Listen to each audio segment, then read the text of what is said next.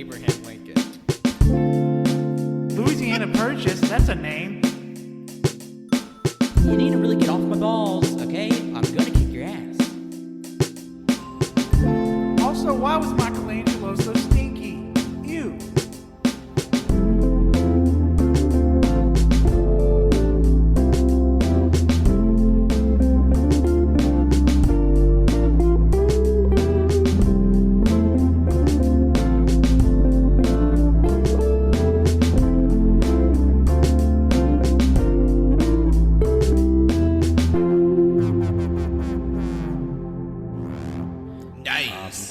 Welcome to episode 287 of the All You Can Hear podcast. I am your host, Wenzel, and joining to me today is my other co-host.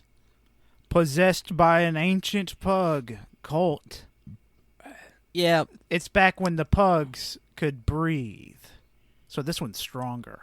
Yeah, they have breathing problems now. Thank you for bringing that to our attention. It's scary, isn't it? It is. I mean, Halloween is today because it's October 31st as this is airing. Yep, Halloween is today. It's spooky. It's scary. This is our last final episode of the spooky season. No more scary episodes after this. It's just all going to be uphill, happy times, nothing scary ever. Yep, so do not expect any scary things ever again because I'm done being scared. And now I'm going to be the one doing the scaring. Yeah. But if you couldn't tell from the title, this is part 2 of our foreign horror films watch. Now, you may be wondering, where are Pat and JoJo? Ants took them. Ants dragged them to the pits, and they haven't come back, so we just decided to do it without them. But yeah, anyway, so we watched 4 films. Pat chose one, JoJo chose one, Colt chose one, and I chose one, and we're going to be talking about them today. We're going to talk about them in the order that we watched them. We'll be going on about our impressions, opinions, anything we picked up on, what we like, what we didn't like. Full spoilers ahead, by the way. Yes. No holding back. Is there anything else maybe I should mention? I'm turning 10 tomorrow, and you're invited to my party. What the fuck are you talking about? I'm getting into the mood of being scary. And kids are also scary. To me, at least. I guess that's true. Kids are scary. A lot of kid horror in these movies we watched, actually. You're right. Oh, yeah. There was a lot of scary kids. Well, and kids being scared. It's a scary world. Yeah, that's true. Anyway, we're going to start off with the first film. It was Colt's first choice. And this film is Korean. It is The Wailing. Yes, sir. Yeah, this came out in 2016. Is directed by Nong Hong Jin, I believe. I say I believe. I'm looking at it exactly on my fucking phone. Did you want me to say the synopsis, or did you want to say the synopsis? I'll just go ahead and say why I picked it and whatnot. I first saw this movie back in 2018, and I really, really enjoyed it. I loved it. And I told everyone to watch it. No one ever watched it. So this time around, I was like, finally, I can force people to watch it. I can only force Wenzel this time. Maybe I can force someone else to at some point. Don't plan on it. But I really loved this movie back then, and I decided, hey, why not give it another watch? I mean, it's been 4 years, so I forgot almost everything that happened in it. So it was a very fun time rewatching it. Yeah, I bet. Or I said I bet. I was there. We watched it together. Yeah, it was a fun time watching it. I know Colt's been telling us for so long. I've seen it everywhere on horror Instagram, horror Twitter, everywhere. And it's been talked about, so I've been meaning to watch it. And then when Colt, as soon as we talked about doing this episode, Colt immediately said The Wailing, and I was like, hell yeah. So yeah, so to give you a brief synopsis, this movie is about a stranger appears in this village. Again, this film takes place in South Korea, and soon after, people start going crazy. There's also some kind of sickness that's involved with it. It's like boils and like this very messed up skin that kind of falls with it. And then whenever it happens, of course, the police get involved, and we're specifically following one policeman as he is trying to figure out this mystery of what's going on, but then also too, yeah. Anyway, the mystery starts to involve his daughter, his family, so it's basically turns into life or death of him trying to solve this and really figure out what the fuck's going on and to save his daughter, basically. And yeah, that's basically it. Again, full spoilers. Oh, but, yeah, full spoilers. If you want to watch this movie, go ahead and watch it, because I'm going to go ahead and say, highly recommend it. Yeah, I will say this too. I highly recommend it as well. It's on Shudder. That's where we watched it. But you can rent it, I believe, in a lot of different places. Yeah. So. I was gonna say, I guess I'll start with how I felt about it. Like you already got a sense that I really like it. I love it, actually, and it's my favorite of the ones that we picked. I really enjoyed it. I thought the horror aspect of it was really good. There was a scene at the very beginning of the movie that is the only thing I remembered from my 2018 watch, and it was the Japanese man, the stranger, crawling over the rock. He's fully red, covered in blood, got red eyes glowing, and he's just like looking a little creepy, crawling over the rock. Yeah, it was very striking. I was like, immediately when I saw him, because as soon as he looked at us with the red eyes, I was like, what the fuck? That's very crazy. I also really enjoyed the rituals they had later in the movie when the girl was getting possessed, and the shaman guy was just slaughtering animals, dipping his face in blood, spitting blood on swords, and stabbing a totem. I really enjoyed that scene, because while that was happening, the stranger had his own ritual going on as well. Yeah, absolutely. It was crazy. Is it okay if I jump in and talk about those rituals specifically? Yeah. Okay, so yeah, like Colt was saying, those rituals were super cool because, like, we have a lot of different kind of imagery and religion kind of clashing here with, like, Buddhist imagery, but also I was very surprised with the Christian imagery as well, because whenever they start investigating the stranger a little bit more, played by the awesome Jun Kunimura, they uncover his kind of like idol. What is it called? It's like an area set up for like idols, and oh my obviously, God, I know what it is. It's such a simple term. It's it's a simple term, and I can't remember what it is. It's Shrine. What they used. Shrine, yes, it is part Buddhist, but also part satanic, which is interesting.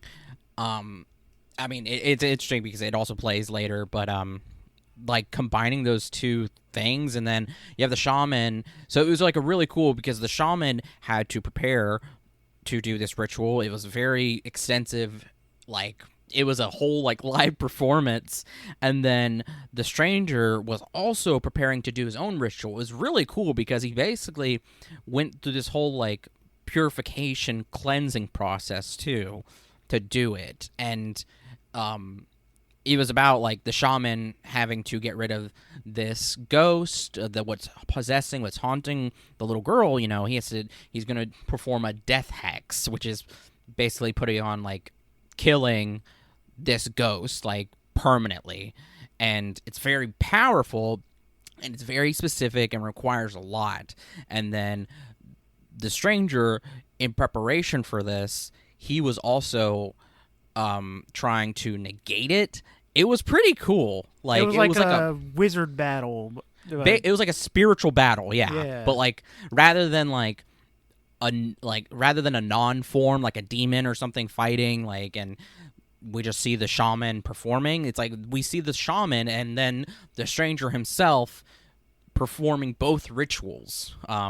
it was really cool. And the entire time you're thinking like, who is this guy? Because the entire time we are given this prejudice from the Koreans towards him, because he's Japanese. There's all these rumors spread around that he's like causing all this because he's foreign, and all of that in there. And then it was oh gosh, where the fuck was I going with this? I lost my train of thought. Give us a break. It's a weird Saturday. It's like cloudy, weirdly rainy, but not really.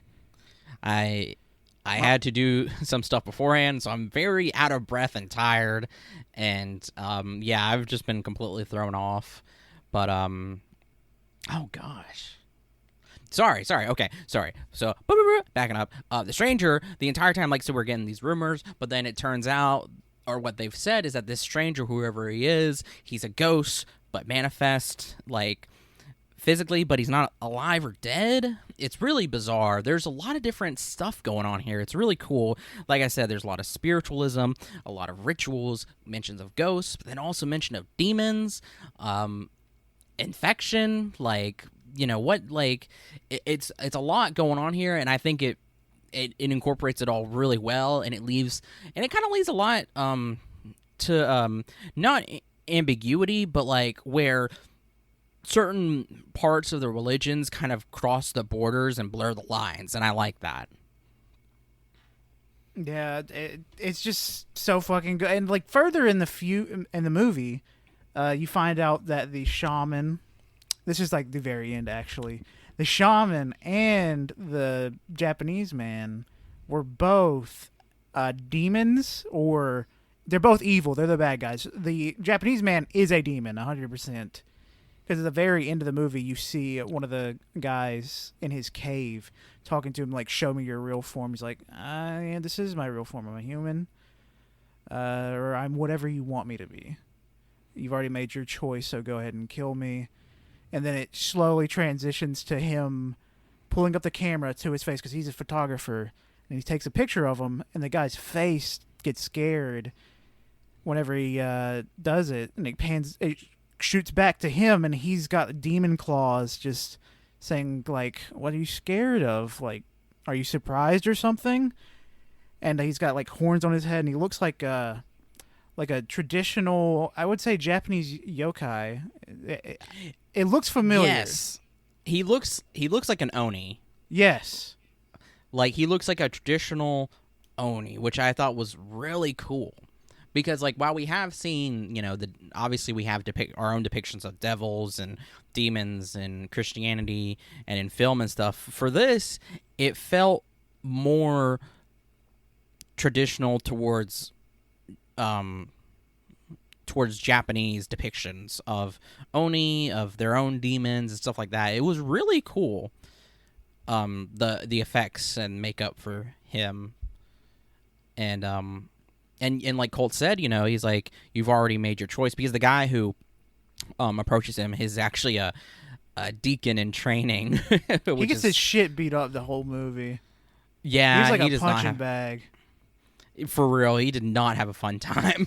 And then even at the end, too, it was really cool, because he went in there to confront the guy with a sickle, and he's like, if you show me your true form, I'll leave. And then he's like, what makes you think I'll let you leave? It was so sick.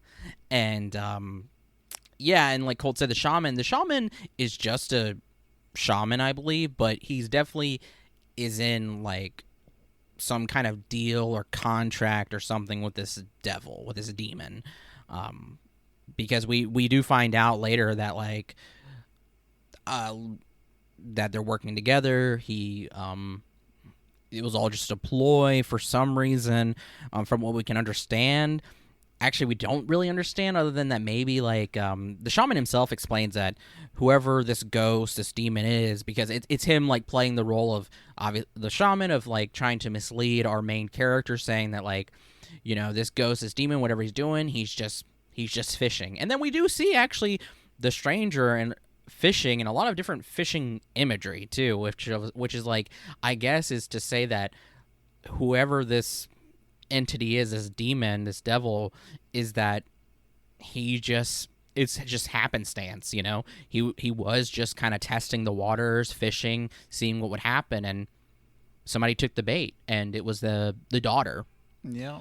Yeah, and I think that's interesting too. And we see imagery of those special flowers that they look like skulls. Yeah, I thought that was pretty cool. There's also a really funny.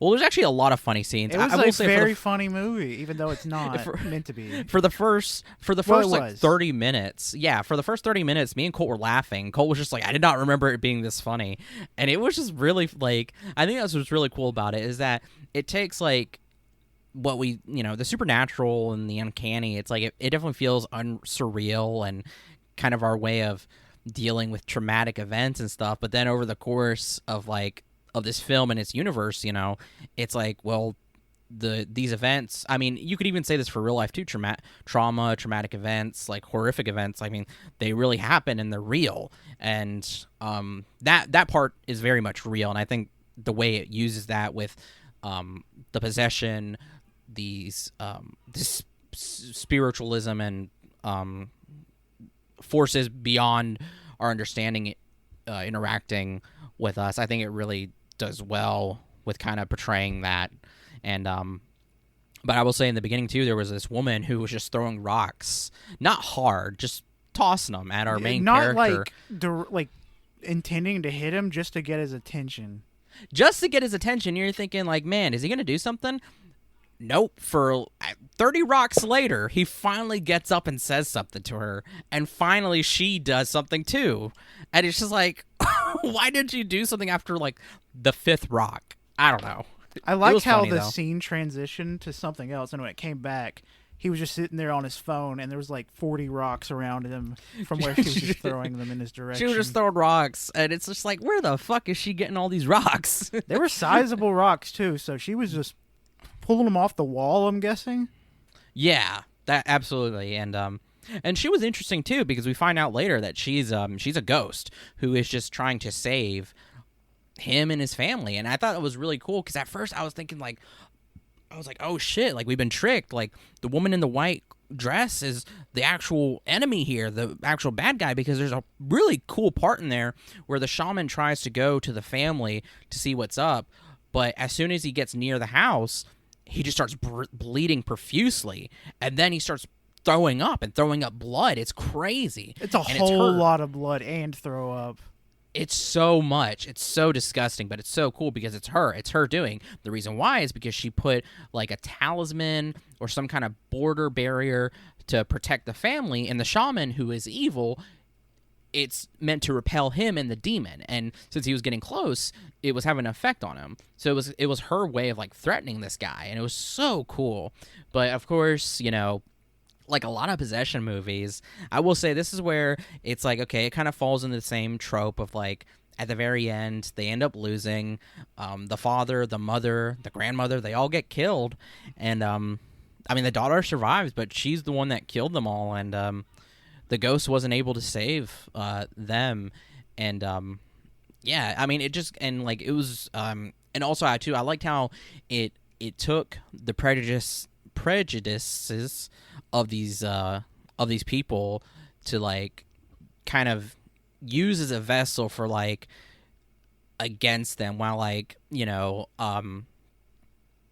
I guess what I'm trying to say is like, wow, the Japanese man, whoever he is, he turned out to be an actual demon. But I think that's kind of the way of evil using people's own evil against them, which I think is great. I really liked it. Yeah, I really like this film.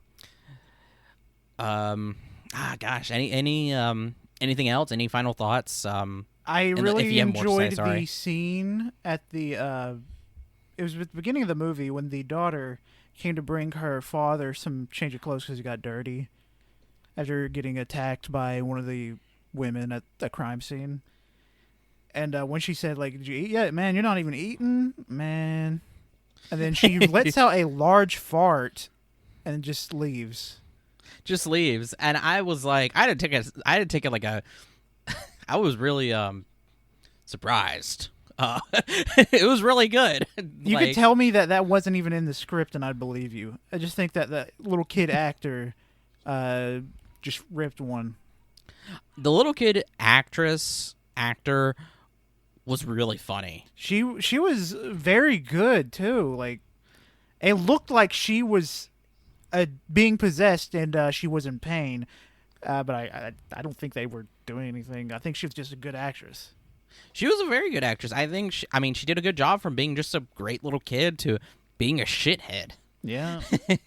Like I thought that was great, and it was so funny too because in the beginning there's this part in there where the wife or the mother is looking at the father intensely, and we're just like, oh shit, is something wrong? Nah, she's just horny. Yeah. And we just get this this just car pounding sex scene, and the daughter ends up seeing it, and it's just like, oh my god. And then the father takes the daughter out in the town and just buys her a ton of stuff. It's really funny. It's so good. It really makes me want to see more Korean movies in general, because their brand of humor is different from a lot of other kinds of humor, and I like it. It was very that it was just like nonchalant, just seamless transition. Really good. I really enjoyed it. Yeah, man. You want to say star ratings? I'll go ahead and say mine. You go ahead. Go ahead. I gave it a 4.5. 4.5 stars. I fucking love it. It's fantastic. The only way it could get better, really, for me, is if there were more demon shots. Yeah. I would. That'd be cool. My star rating is 4.5. I really liked it. It's been a long time coming, and it was a great time. Amen. All right. So our next movie is Pat's choice. It is The Medium, which is also on Shudder. It is a Thai film directed by God damn it! I should have looked up how to pronounce these names beforehand. I'm sorry. We just kind of jumped into this because we got it done, but then we just went for it. So it was directed by, I'm gonna try really hard, Banjong Pisan Tahanakun. That's who it's directed by. This came out in 2021, and it's found footage style, which really surprised me. But it really feels like a documentary at first. Yeah, and I was like thinking when it started, I was like, "Is this supposed to be like a real thing? Like where it's going to be like a quote unquote real exorcist type thing going on here?" And yeah, it's found footage, and it follows the story of shaman's inheritance in the Isan region of Thailand. Specifically, we're following a woman named Neem, who is part of this family. Who this goddess only possesses the women in this family to be their shamans, and she is one of them. She was the shaman for this goddess Ba Yan, and we kind of follow her her discussing like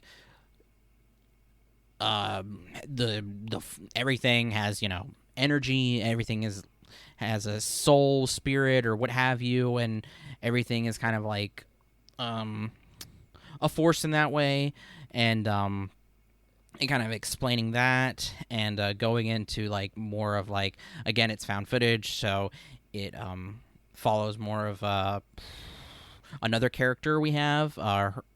So like, because like at first our focus is Neem, but then at some point we've swapped back to Mink, who is her niece, and her basically becoming possessed, because from what we're given, it's very this goddess and what's happening right now is not benevolent. It's not good. No. And that possession is crazy.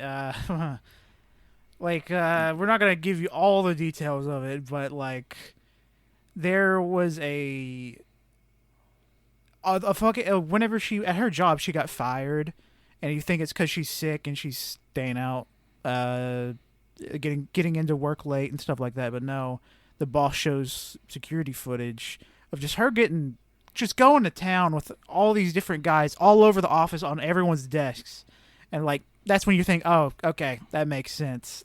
That makes sense. Like, okay, that's why she was fired. Yeah, it's not because she was sick or anything like that.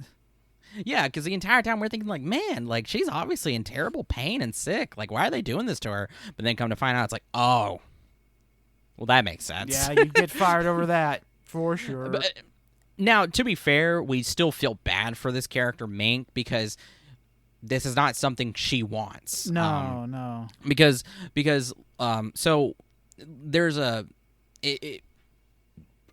sorry, I'm burping.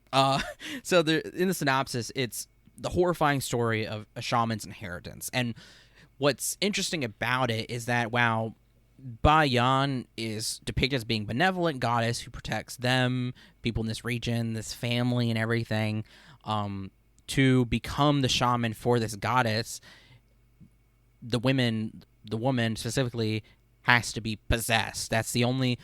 And now we're not talking about like demon possession or anything. It's just that for their phrasing and how to explain it, it's possession. And it's not like they're completely taking over the body. It's like they're coexisting so that the shaman can interpret the will and everything of the goddess while also using that to help the people. And that's basically what it is. And then throughout this, we're seeing like what appears to be that Mink is basically going to become the next shaman. She's going to be possessed by Bayan, but that is not the case because it does play out. I will say, like, so gripe wise, sorry, I'm you know what, I'm getting too far. What did you think of it, Cole? Let's get your opinion, impression on it. Sorry. I really enjoyed it. I thought it was a fun little possession movie. There was one thing. I'll save that for a little bit. I just all the things she did while possessed, I really enjoyed because I thought it was funny and just wild and batshit. She got on a table at one point and just pissed on it, just looking at the camera. She'd hide in the corners of the homes and stare at the camera and just it's all around some crazy batshit stuff going on, kidnapping babies. Yep. But if there was one thing I had to say that like I didn't like, for sure, is there's a scene where she is there's a cute little white fluffy dog. I think it's a Maltipoo, and it's so cute. There's a scene where she tries to like fuck with it, and the dog thinks she's playing, and it just does zoomies all around the house, and it's very cute. And then it was funny. 30 minutes later, not in time, it was like a few days later in the show, or in the movie, you see her grab the dog, put it in the pot, and then kill the dog in a pot of boiling water, which as a viewer, you can tell that she was being very careful with the dog. She carefully put it in the pot and put the lid on it carefully so she didn't hurt the dog in real life. And then she would slowly rock it back and forth. But in the movie, they definitely fast forwarded that footage, so it looks like she's violently shaking the dog inside the pot. I think that was a fun little thing. And as a pet lover, I don't want to see dogs being brutally fucking murdered. But it was nice to see that they actually cared for the dog on set for that little shot. Yeah, because yeah, I agree. Because like we've seen so many possession movies involving that where I mean it's always the pets get killed or hurt before. It's and I mean, all the horror movies, man. I hate it. Like if you see an animal in a horror movie, that animal is most likely going to be dead by the end of this movie. Yeah, and I mean it makes sense because they're saying that, you know, they're incapable of defending themselves, they're weaker, what have you, so they're innocent, so of course they have to be killed, whatever. But like I think what was weird about this movie for that was that the entire time you're led to believe that Bayan is possessing Mink, but come to find out that it's not. And that is because Neem is doubtful, but also, too, they do figure out that it's not. It's something else. It's basically the spirits of not only people, but of different animals, plants, and everything have come together to form one single entity that is possessing her. And natural spirits, too, I should say.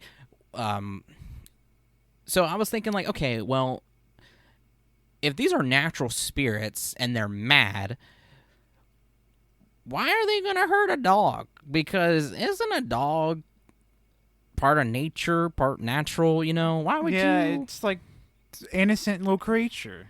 It's an animal. So, like, you know, if these are the spirits of animals in here, why would they be so nefarious to do that? I mean, I guess you could say, like, oh, well, you know, they're animal spirits, so they're probably... Because she, in her possessed form, she does eat partially... Sorry, I sneezed. Partially the dog. And, yeah, so that's something I thought was interesting. I will say everything, everything I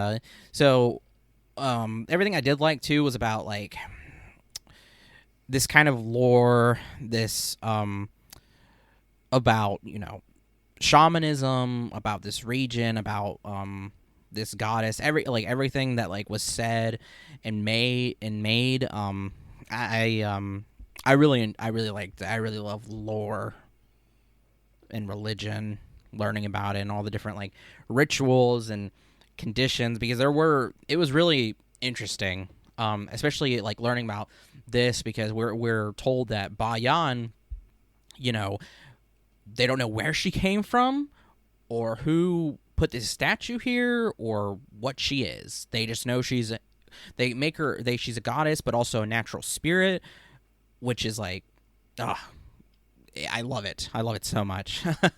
Oh gosh, where else to go? Any other maybe gripes or negative things you might have to say about this cult? Or you know. I don't really have any other negative things to say about it, because I thought it was a fun time. It's like, it can be a little,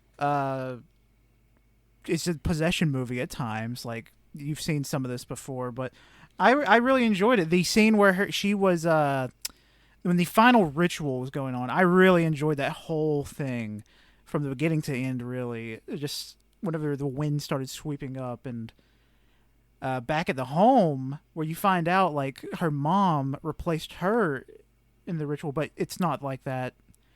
It's weird how they did it. They locked Mink in her room at home, and they took her mom to do the ritual at this thread factory. And at home, Mink's like, oh my god, what's going on? Like, trying to get the door open. And, like, as a viewer, you're like, I don't know if you should open that.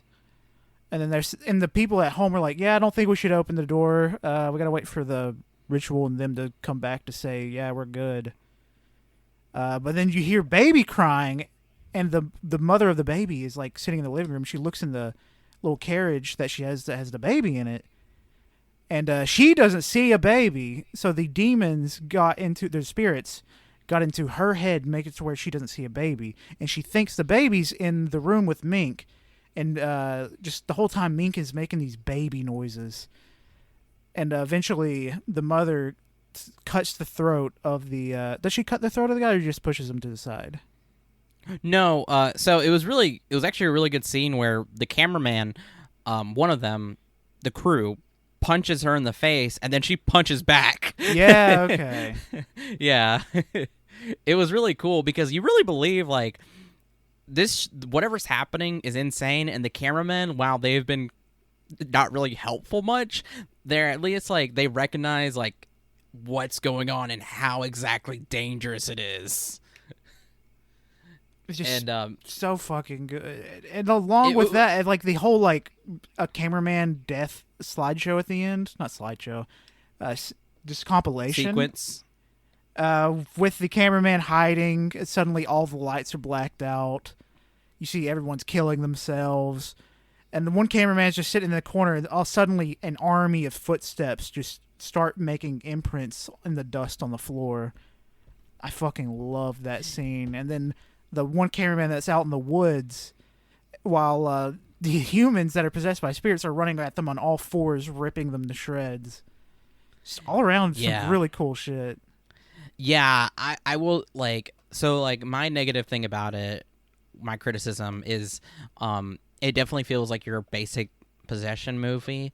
But keep in mind, though, this is, do away with your notions of what, demons or devils are. In this, we have, what's been created is essentially a demon, but we could say for this specifically, we have the lines between goddess, gods, natural spirits, demons, and again are being crossing where they coexist coexist together. And I'm trying to think of the phrase here. They coexist and like are capable of the same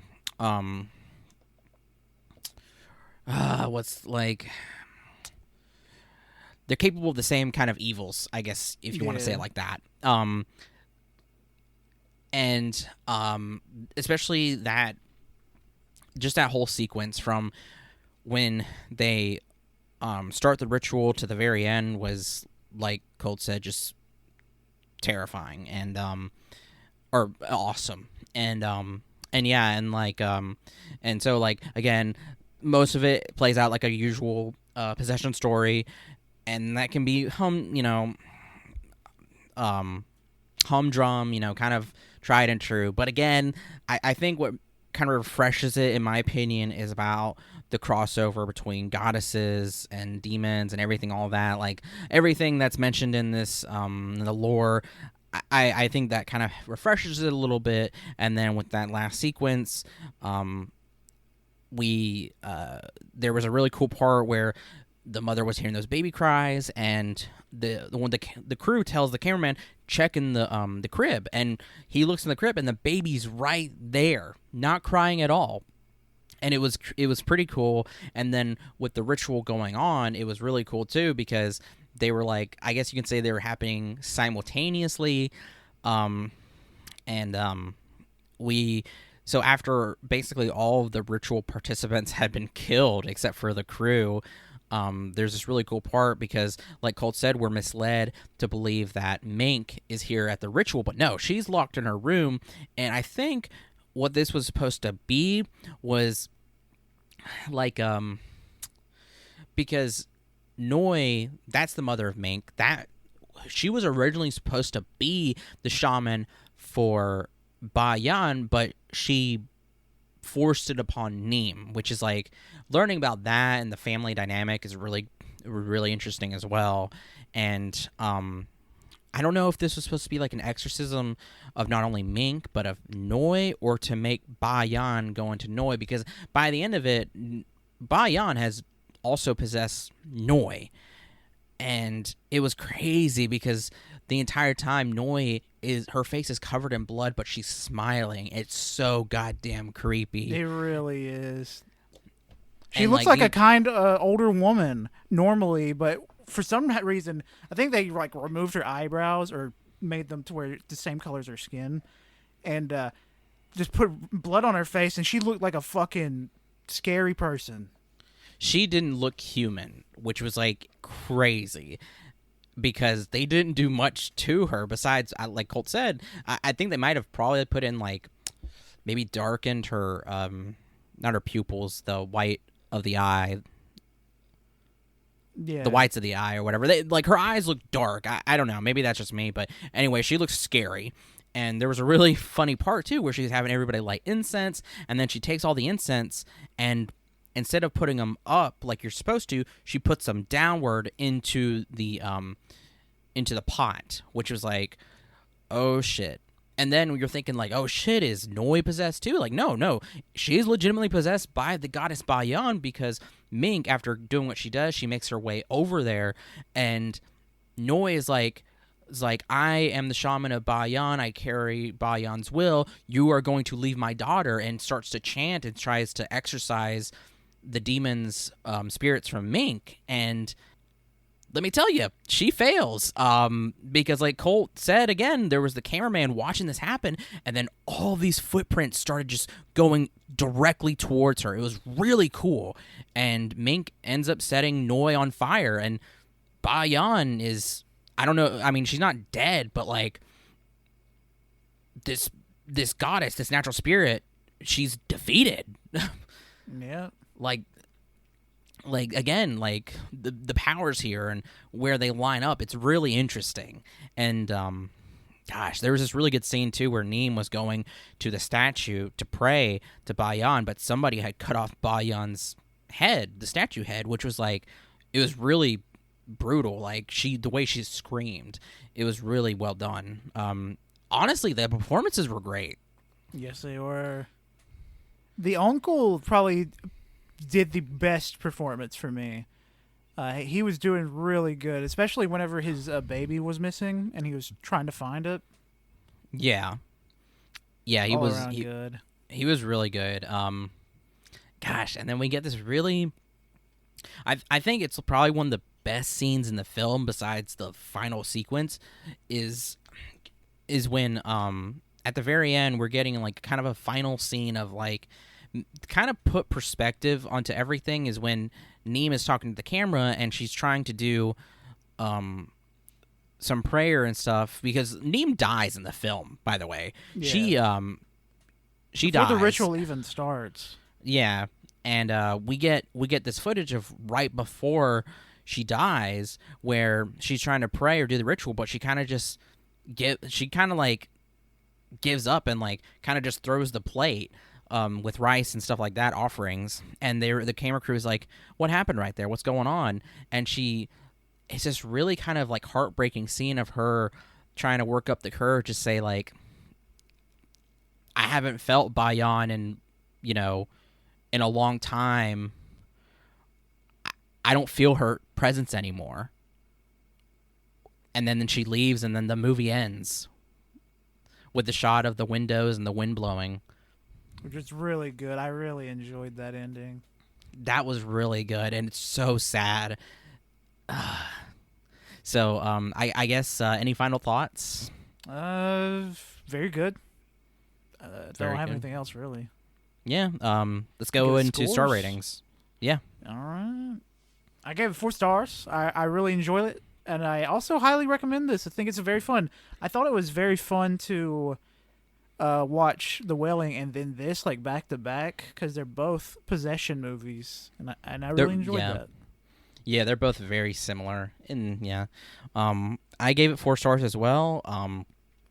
It does obviously have your same kind of possession beats, but I think for a lot of the concepts here and the acting, they're so strong, so good. I think it's worth it to watch it. It's on Shudder. I say take the chance. Check to it go out. see it. Next up, we have A Tale of Two Sisters. This was chosen by JoJo. This is another Korean film. Honestly, the only one that we've doubled up on, in terms of regions. And this came out in 2003, directed by Kim Ji-woon. This is an interesting movie, I'll say that. It's very interesting. Mm-hmm. So we follow a sister who has been released from a mental institution. She's been very sick. That's all we've been told. She comes home with her sister, her father, and her new stepmother, and then we follow kind of her with different events involving ghosts, horrifying nightmares and dreams, and then horrific stepmother, and over the course of the film, it kind of unravels as a part of a very dark history for this family.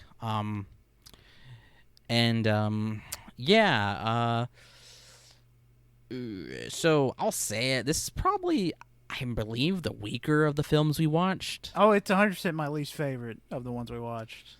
Easily. Because And now, keep in mind, we don't say this because it's bad. It was just the way it was presented was just, it really, we just didn't like it. Yeah, like it was. I didn't hate it. I didn't really like it, but I had fun watching it.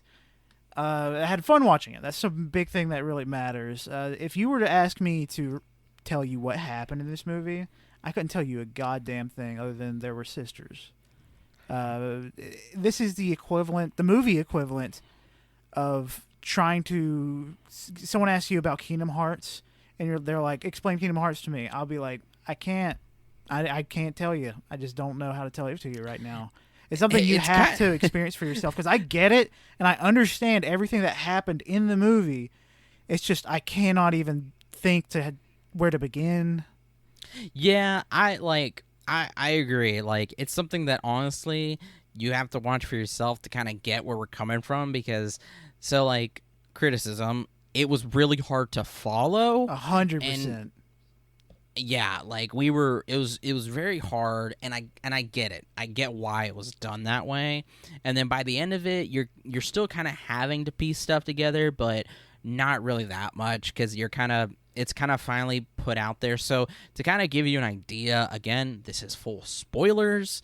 And if you want to just enjoy us talking about it, because if you watched it too, so basically this girl, who comes from this mental institution, with her sister is dead. Her sister does not exist anymore. Like, the entire time, she's a ghost. And I will say, it was very well done how the father, every time he interacts with his daughter, they were very deliberate about only interacting with her, to acknowledge the fact that, well, she's the sister Su Yun is dead, gone. Su Mi is the only living daughter, and also too, we're thinking like, okay, so there's that.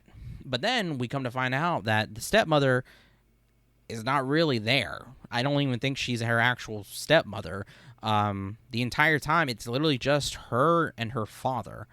Because we get these really, like, just horrific moments between the stepmother and her stepmother committing, like, awful atrocities, and come to find out that no, like, that hasn't been happening the entire time. Like, it's just been her and her mind, and with her illness, and, like, also too, like, we come to find out too that her birth mother was actually not killed. She hung herself, and when she hung herself, the daughter Su Yun discovered her. When she did, she freaked out, and that caused her mom hung herself in her wardrobe, and that caused the wardrobe to fall on top of her, including the body of her mother, and that caused her to suffocate, basically.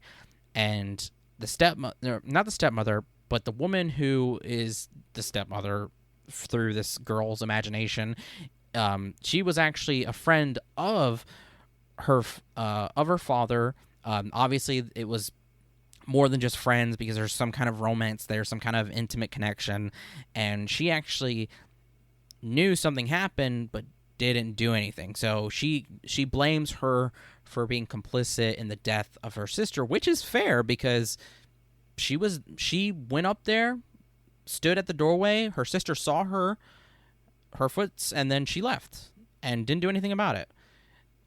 And it was a very horrific scene of her, like, the girl scraping the wardrobe and her causing her fingers to bleed because she's scraping so hard. And so we do get this imagery of, like, okay, well, maybe there is something supernatural going on. But then it isn't until, like, the very end of the film where we get this really kind of, this very scary sequence with the stepmother, where she goes into the room, and this just horrifying Su Yun coming out of the wardrobe. It was really cool. And but, like, the way it's pieced together, I guess obviously it's supposed to kind of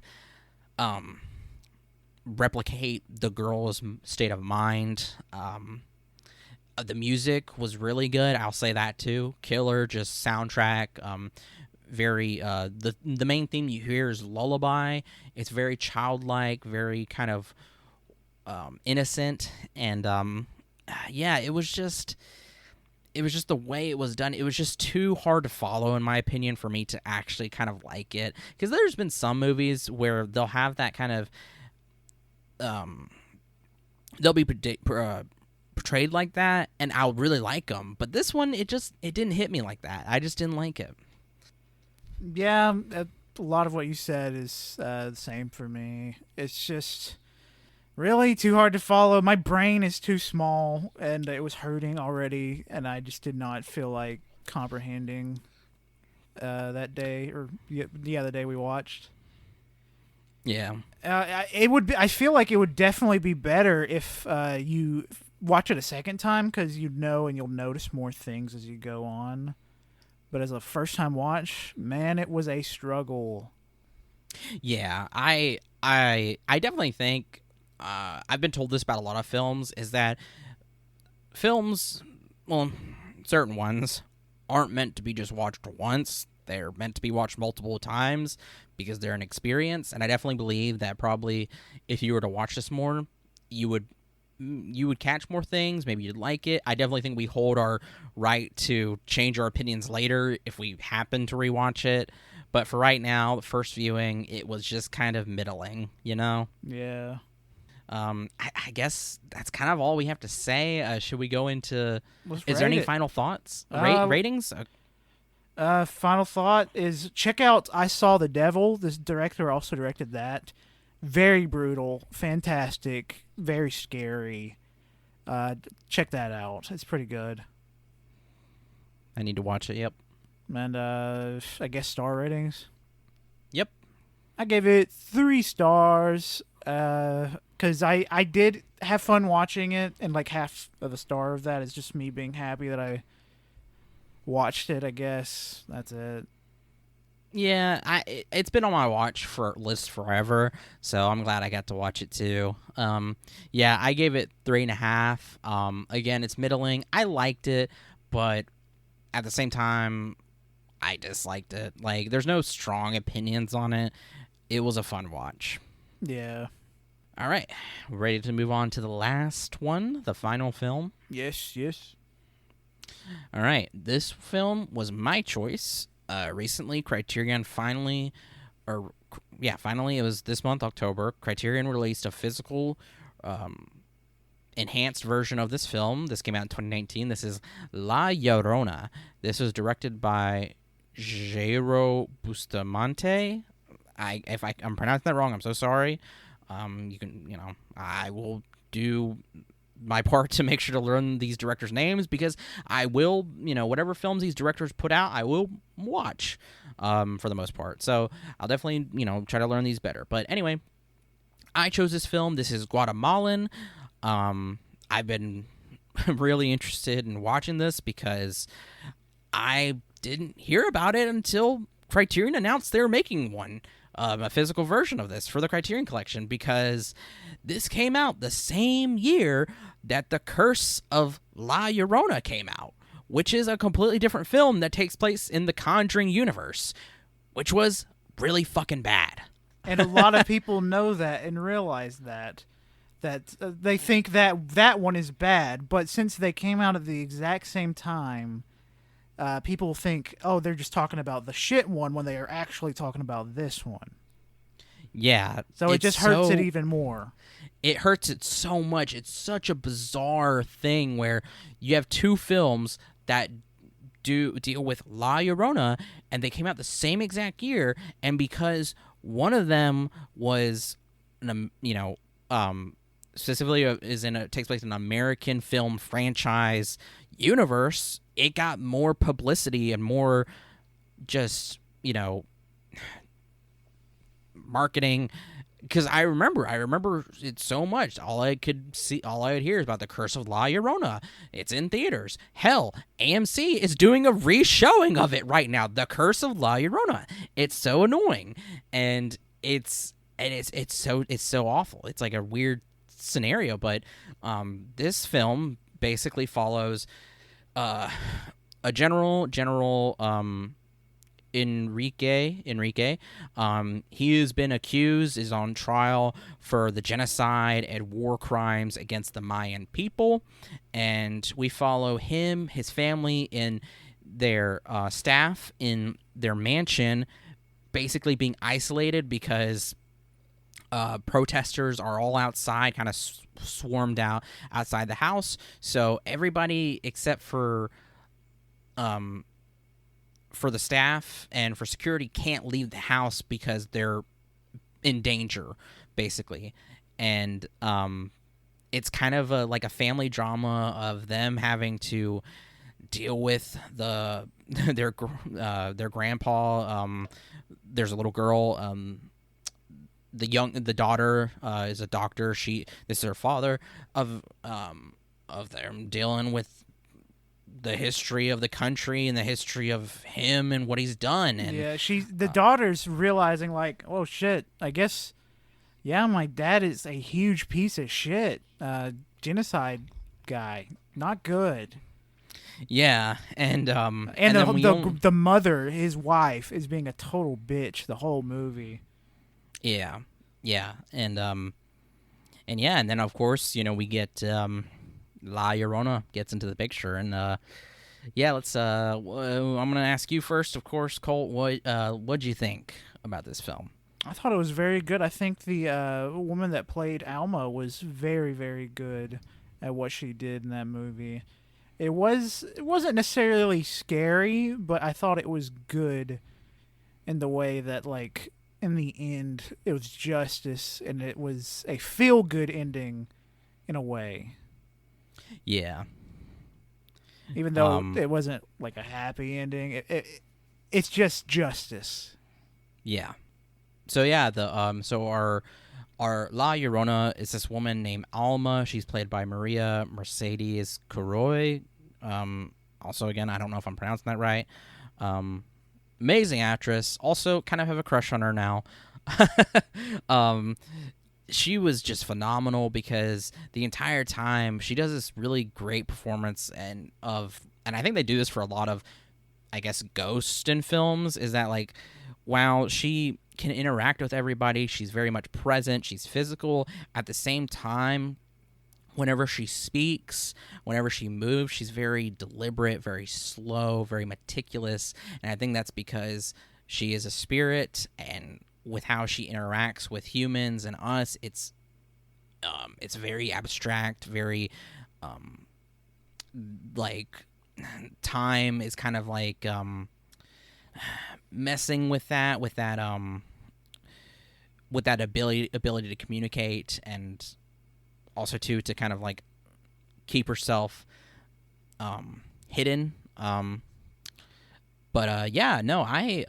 definitely, this movie is a slow burn, and it's definitely not your traditional horror film. And I think that's what makes it really cool, in my opinion. I loved it. I assumed I would love it, and I did. And of how it deals with racial tensions between the indigenous people, and the government, and how of what the divide between them. Like, I'm trying to think how to put this, because there's a very obvious, like, the general and his family, they're very white, and then the indigenous people, Spaniards, I'm assuming. Yeah, yes. There's a clear divide between the two, and that tension, and while like that they obviously they speak the language, they live there and stuff, there's still because they're their descendants, and because of their status, they obviously still are prejudiced, racist, discriminatory, because of, again, the general himself, the atrocities he's committed, but also too they view the staff are native persons, indigenous people, and while they are they are there, they only treat them as staff, while at the same time, like, when they ask for anything more, they're considered ungrateful, or they're considered, like, all of the way it deals with that, I really, I thought was fantastic. And of course, incorporating the legend of La Llorona in this, how La Llorona, if you don't know, is a legend about a weeping woman who either drowns or children get drowned, and she forever haunts. Do you haunts like marshes or wetlands or just streets in general. Yeah. Like, she haunts everywhere. She's looking for her kids, or Yeah, she's crying because she lost her kids, and she just walks the street. And the thing about her that I like, and that shows up in the movie, is that when you hear her up close and it sounds like she's really close to you, that means she's actually far away. And if she sounds far away, that means she's actually really, really close to you. Yeah. No, it was really well done. And in this too, because I was looking up the legend about her, and a lot of it says that, like, she either drowned her children or her children were drowned, and she's like, she's kind of like a vengeful, she's like kind of an evil spirit. But in this scenario, she's more of a force of spirit representing the cries and anger and sadness of a people that were wronged. Like, I really like that, kind of like turning the legend a little bit into something more of a powerful kind of symbol force for a people who have been silenced. I really like that. It's definitely like, it's not your traditional horror film. Again, there's no, and I think that's also what makes it great too, because there's no jump scares or anything. It's a slow burn. It's very, I mean, if you want to say artsy, you could say that too, but I think that's what gives it a lot of power there too, and a lot of credit, is like how horror films don't have to follow these tropes. They can be something like this, like something slow, maybe not something as like so just upfront, like boo, like just a second scare, like that. It's like it's like this, really, really good. Oh gosh, yeah, no, there was just this crazy cool imagery where at the very end, the whole house is just fucking surrounded by spirits, by the people who have been killed. It was just incredible. And then also too, like, gosh, the courtroom scene where they're in court and they're like explaining, kind of like going over his verdict, I thought was really, really cool. Yeah, I really like this. Trying to think what else is there to say. Like, I really enjoyed it too. The Alma, the woman, another thing I liked about her is that she was actually really kind to everyone but the genocider. Like the granddaughter of the family, she actually was really kind and like was really nice to her. And even though she used her as a tool to get to the grandfather, she didn't want to hurt her. Yeah, that's exactly, yeah. So like there was a moment in there where the granddaughter gets his oxygen tank, and it was all kind of a very thought out plan where the daughter takes the oxygen tank. The daughter goes into the pool to not only use the oxygen to kind of like help her breathe on the water so that she doesn't drown, but also to take the oxygen away from the general too, to basically help him drown, like, him not being able to breathe properly, to take that and to make sure that the granddaughter's not hurt, but also too then to use also the grandmother, the wife of the general, to kill her, the general as well. And I think it was I really like the scene too, because there were these moments where the grandmother was having dreams, because the entire time she's just a bitch, man. She just does not believe these people. She doesn't believe these atrocities. She calls them whores, prostitutes, all these terrible things. And but then she keeps having these dreams of her. It's her, but like she's obviously in the position of Alma, of what she went through during the years that the genocide happened, or specifically the killings specifically happened, the mass killings. And the entire time we're kind of getting the sense that maybe the grandmother, the wife, she's kind of having her doubts finally too. And then at the very end, we kind of see how Alma met her fate. She was killed. We don't know if she was killed, obviously shot directly by the general himself, or that was supposed to be like kind of like a metaphor, kind of like figuratively, like he gave the orders, so he knew. But in that moment, we see the grandmother. She looks at Alma's dead body, and she just gets so angry. She grabs the general and chokes him, and then turns out that she was being possessed also, and she killed him in real life. It was really incredible, and I think it was a kind of a moment of like,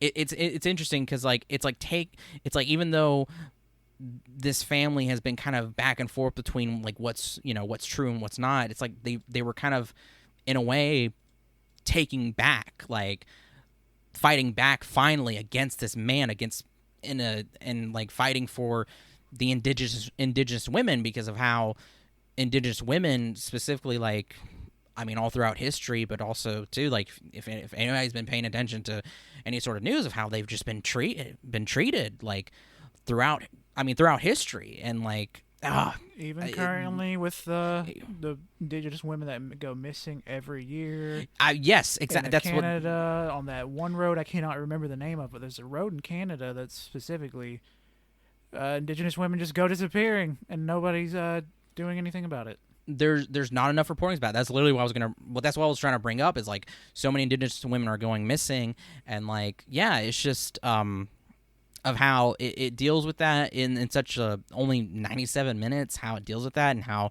it needs to be addressed more. That's what I really liked about this film as well. And that's so much to say, but I really loved it, and I definitely think anybody should go check it out. Any final thoughts? Sorry, I've been taking a lot up of this airtime. Not really. I thought it was a fun time. I say fun. Fun as a genocide and revenge can be. It was really good. Oh, the final scene too, where one of the other generals was going to the bathroom, and then you start to hear La Llorona again. It was really good too. Yeah, it was really good because it shows that the curse is still going, and she's not done yet. She's not done yet. There's others. Just like in history, it's not just one. It's multiple men, and it is men. But I guess let's go to the star ratings. What was your rating? I went with 3.5 stars. I enjoyed it. It was a good little movie. Yeah, I definitely see that, because again, it's not your typical horror, but if you're willing to kind of go outside of that and watch something that's a little bit slower, I definitely think give it a shot. I went 4.5, but the more I think about it, I might even go higher. I might just give it the full 5 because I really loved it. Yeah. So we've watched 8 films. 8? Total. Counting the ones at the beginning of the month. Okay, total movies. Out of all the 8 films, what would you say your top 3 is, Colt? Oh, shit. What were the first 4 again? The Sadness, Possum, Climax, and Muscle Bodybuilder in Hell. Oh, okay. Oh, shit. I think number 1, are you saying top 3? Yeah, top 3. Just top 3. Number 1, The Wailing. Number 2, Climax. And number 3, The Medium. Okay. Okay, yeah, solid. I thought the climax still fucking really good. I really enjoyed that movie, and I remember everything about it essentially. Climax is so fucking good. You're right. Yeah, I guess my top 3 would I would put La Llorona number 1, number 2 Climax, and number 3 The Wailing. Yeah, this was a solid lineup of films, I believe. Definitely go. Obviously with one of the first films from the first of the month. Check that out in your own discretion. But yeah, give these films a shot. I think they're really good. Please, just like not just these movies, just any foreign horror movie. Show that people in America actually care about them, please. Because I think it'd be cool to have more of these in theaters for us to go and see. For real, dude. Oh my God. Alabama really gets they get lucky. We get lucky sometimes, but for the most part, it's really slim pickings. Yeah. Also, actually, I don't have an also. Never mind. But yeah, thank you for listening. I hope you enjoyed this movie talk. These 2 parts. Because it was really fun watching these movies and talking about them. And yeah, thank you for sticking around to listen to them. I hope everybody's had a good spooky season, a good Halloween. And you know what? Spooky season doesn't have to end. You can have spooky season all year.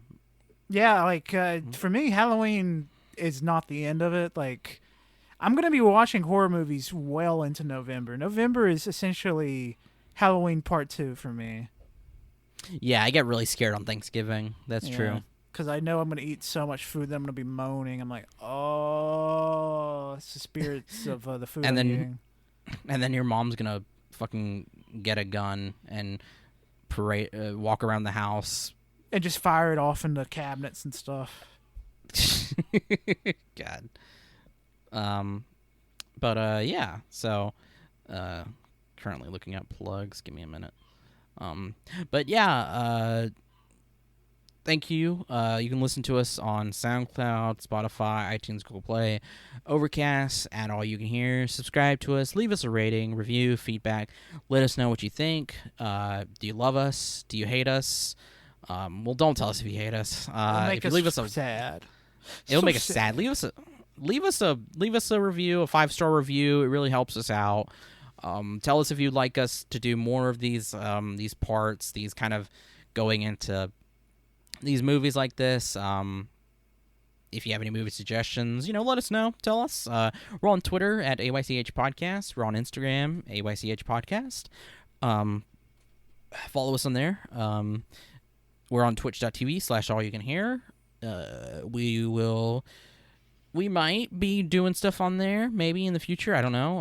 Hopefully, maybe. If we announce anything, look out for us on our other podcast that Wenzel and I do with our friend Tanner. You might remember him from OG AYCH. He's an old senile man now, and we essentially lock him up in my closet until we play video games with him.